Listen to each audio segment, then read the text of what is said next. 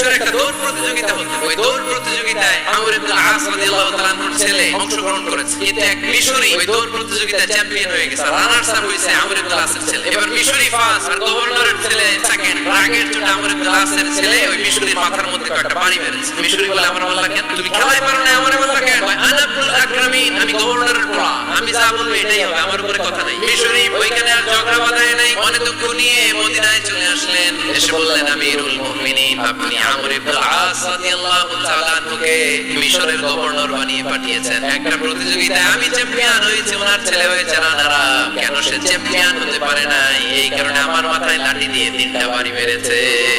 ওমর ফারুক বললেন, তাই আগামী বছরের অমুক তারিখ আমি সব গভর্নরদেরকে ডেকে হিসাব নিতে, ওই দিন তুই থাকবি। ওই দিন 7 রাজ্য থেকে 7 গভর্নর হাজির, গভর্নরদের ছেলেরাও হাজির, মিশরীয় হাজির। 7 গভর্নরের কাছ থেকে 7 এলাকার খোঁজ খবর নেওয়ার পরে ওমর ফারুক বললেন,